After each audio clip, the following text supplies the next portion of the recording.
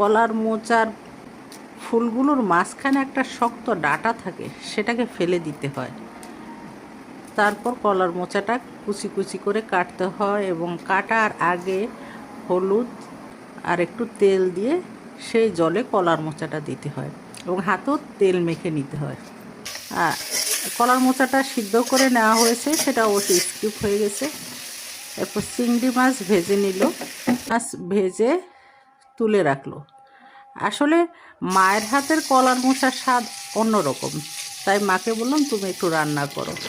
মা একটু সাদা তেল দিল, তাতে একটু ঘি দিল, দারচিনি এলাচি দিল, জিরা দিল, আস্ত জিরা, তারপর তেজপাতা দিল, তাতে নারকেল দিয়ে দিল। নারকেল দেওয়ার পরে দিল কাঁচা লঙ্কা বাটা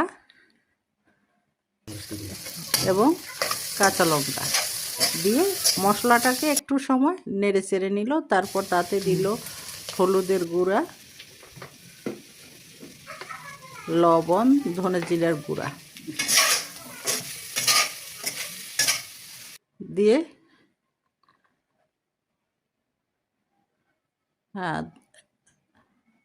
দিয়ে কিছুটা সময় নেড়ে চেড়ে নিল। তারপর একটু জল দিয়ে দিল, শুকনো মশলা না হলে পুড়ে যাবে। এরপর যে মোচাটা কেটে রাখা হয়েছিল সেটা সিদ্ধ করে জল ঝরিয়ে রাখা হয়েছে, মোচা এবং আলু দুটোই দিয়ে দিল।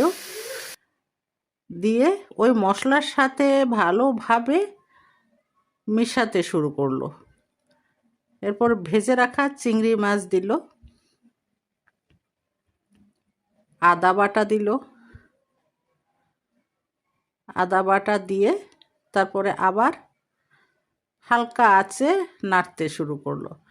আসলে আমিও রান্না করি মোচা, তো মায়ের মতো এত স্বাদ হয় না। আমারটা মনে হয় যেন একটু উগ্র ঝাঁঝালো হয়ে যায়, মশলার পরিমাণ হয়তো বা একটু বেশি হয়।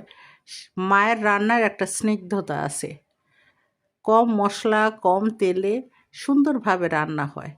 আসলে মনে হয় পৃথিবীর সব মায়েদের রান্নাই ছেলেমেয়েরা পছন্দ করে, আমার কাছেও তেমনি। নামানোর আগে মা একটু আবার চিনি দিয়ে নিল। চিনি না দিলে রান্নাটা যেন পরিপূর্ণ হয় না, একটা খসখস ভাব থাকে। যখন মোটামুটি সিদ্ধ হয়ে গেছে তখন আসলে এই চিনিটা দিয়ে নিল। এরপর আরও কিছু সময় কষিয়ে নিয়ে এরপর নামিয়ে নিয়ে নেওয়া হলো। কালারটা দেখুন অনেক সুন্দর হয়েছে।